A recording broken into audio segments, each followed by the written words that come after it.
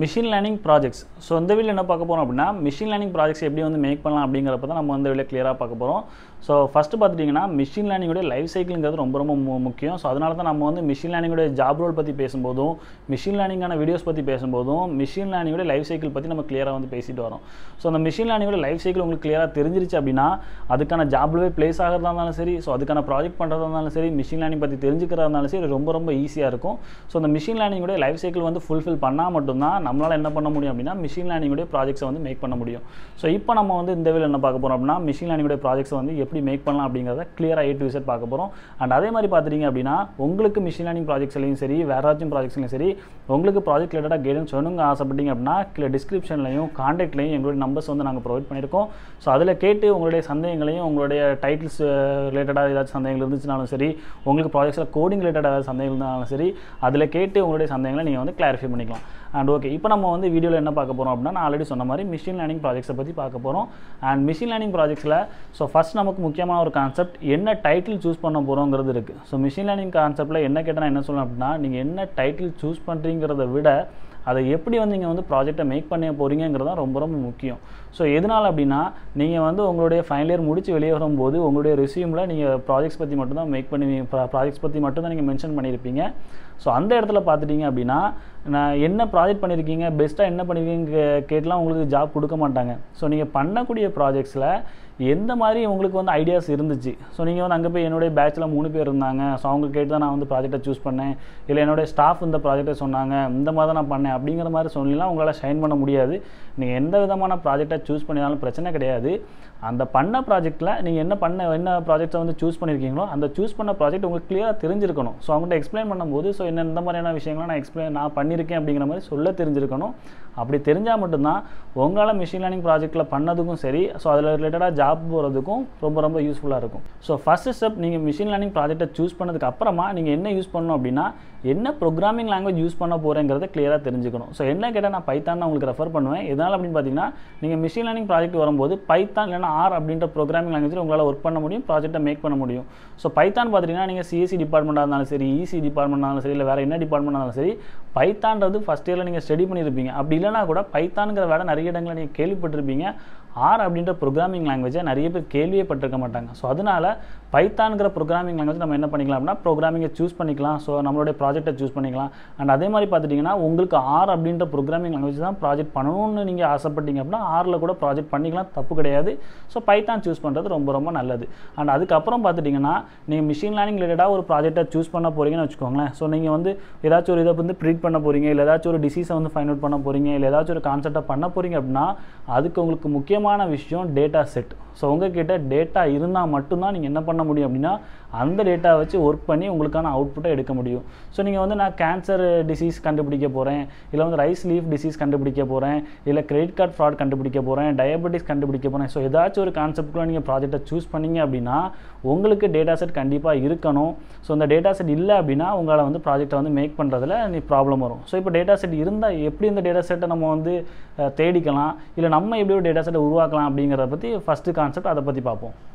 So first டேட்டானா என்ன அப்படின்னு பார்த்தீங்கன்னா, டேட்டாங்கிறது ஒரு இன்ஃபர்மேஷன். ஸோ நம்ம வந்து டேட்டாங்கிறது ஒரு இன்ஃபர்மேஷன் அப்படின்னு சொல்லுவோம். நீங்கள் வந்து ஏதாச்சும் ஒரு ரிலேட்டடாக ஒரு ப்ராஜெக்ட் பண்ணுறீங்கன்னு வச்சுக்கோங்களேன், ரைஸ் லீஃப் டிசீஸ் பண்ண போகிறீங்கன்னு வச்சுக்கோங்களேன். ஸோ இதில் என்ன மாதிரியான டேட்டா இன்புட்டாக இருக்குன்னு கேட்டிங்கன்னா, ஸோ ஆல்ரெடி ப்ரீவியஸாக இருக்கக்கூடிய டேட்டாஸ். ஸோ ப்ரீவியஸாக ரைஸ் லீஃபில் அந்த வந்து என்ன மாதிரியான டிசீஸ்லாம் வந்துச்சு, அந்த இன்ஃபர்மேஷன் நம்மகிட்ட இருந்தால் தான் அதை மிஷினுக்கு ட்ரெயின் பண்ணி புதுசாக ஒரு விஷயம் நடக்க போதா இல்லையாங்கிறத, புதுசாக ஒரு விஷயம் நடந்தாலும் அது என்ன டிசீஸுங்கிறத கண்டுபிடிக்க முடியும். ஸோ அதனால் மிஷின் லேர்னிங் நீங்கள் ஏதாவது ஒரு ப்ராஜெக்டை மேக் பண்ணணும்னு ஆசைப்பட்டீங்க அப்படின்னா, உங்களுக்கு பாஸ்ட் டேட்டாங்கிறது ரொம்ப ரொம்ப முக்கியம். ஸோ அந்த பாஸ்ட் டேட்டாஸ் நம்ம எங்கேருந்து எடுக்கலாம் அப்படின்னு பார்த்தீங்கன்னா, நிறைய ஃப்ரீ வெப்சைட் அவைலபிளாக இருக்குது. ஃபார் எக்ஸாம்பிள் கேகிள் அப்படின்ற வெப்சைட் இருக்குது. ஸோ அதில் கூட நீங்கள் என்ன பண்ணிக்கலாம்னா, டேட்டா செட்டை வந்து கலெக்ட் பண்ணிக்கலாம்.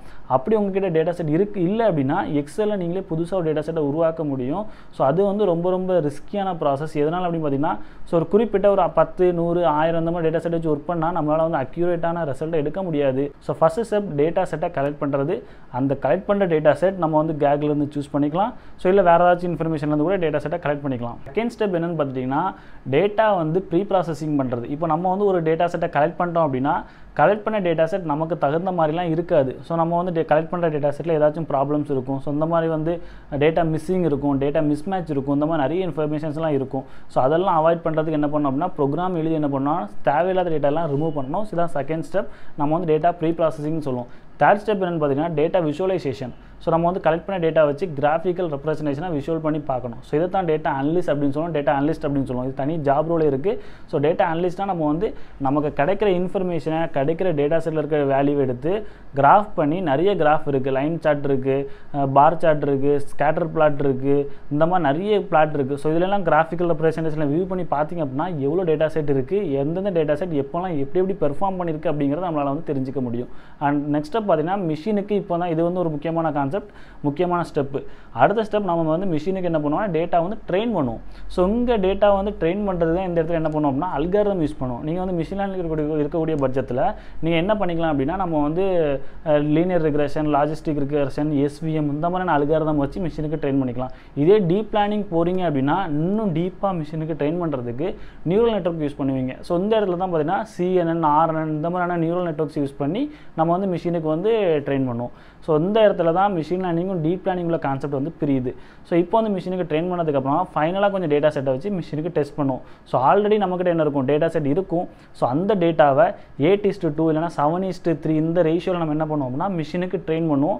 ஸோ வந்து ஒரு 80% டேட்டா, நம்மகிட்ட ஒரு 100% டேட்டா செட் இருக்குன்னு வச்சுக்கோங்களேன். ஸோ 80% டேட்டா செட்டை மிஷினுக்கு ட்ரெயின் பண்ணுவோம்.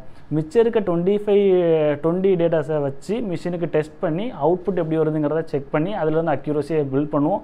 ஸோ நான் இப்போ சொன்ன கான்செப்ட்லாம் நீங்கள் ஃப்ரெஷராக இருக்கீங்க, இப்போ தான் மிஷின் லேர்னிங் பற்றி கற்றுக்க ஆரம்பிக்கிறீங்க அப்படின்னா உங்களுக்கு புரிஞ்சிக்கிறதுக்கு ரொம்ப ரொம்ப கஷ்டமாக தான் இருக்கும். So practice makes a man perfect. நீங்கள் ப்ராக்டிஸ் பண்ண தான் உங்களால் வந்து குயிக்காக கற்றுக்க முடியும். ஸோ இதனால தான் உங்களுக்கு ப்ராஜெக்ட்டுக்கு என்ன பண்ணுறாங்க அப்படின்னா ஒரு 4 to 6 month ஒரு செமஸ்டரில் ஃபுல் கேப் கொடுக்குறாங்க. ஸோ அதனால் கற்றுக்கோங்க, கண்டிப்பாக உங்களாலேயும் ஒரு ஓன் ப்ராஜெக்டாக மேக் பண்ண முடியும். ஸோ உங்களுக்கு ப்ராஜெக்ட் ரிலேட்டாக கற்றுக்கிறதுக்கும் ஏதாச்சும் கைடன்ஸுக்கும் தேவைப்பட்டுச்சு அப்படின்னு நினச்சிங்க அப்படின்னா காண்டாக்டில் எங்களுடைய நம்பர் கொடுத்துருக்கோம். ஸோ அதை கேட்டு உங்களுடைய சந்தேகங்களையும் உங்களுடைய கொரிஸையும் தேர்த்துக்கலாம். அண்ட் அதே மாதிரி உங்களுடைய ப்ராஜெக்ட்டுக்கு இந்த ஃபுல் இதில் வந்து கைடன்ஸ் தேவைப்பட்டு நினச்சா கூட ஸோ அந்த நம்பரை கான்டாக்ட் பண்ணி நீங்கள் தெரிஞ்சுக்கலாம். ஸோ ஓகே, தேங்க்ஸ் ஃபார் வாட்சிங். நீங்கள் சேனலை சப்ஸ்கிரைப் பண்ணலைன்னா மறக்காமல் சப்ஸ்கிரைப் பண்ணுங்கள். உங்களுக்கு ஏதாவது சந்தேகங்கள் இருந்துச்சு அப்படின்னா கமெண்ட் செக்ஷனில் கமெண்ட் பண்ணி கேளுங்க. ஸோ அதுக்கான சந்தேகங்களையும் நாங்கள் வந்து கிளியர் பண்ணுவோம். தேங்க்யூ.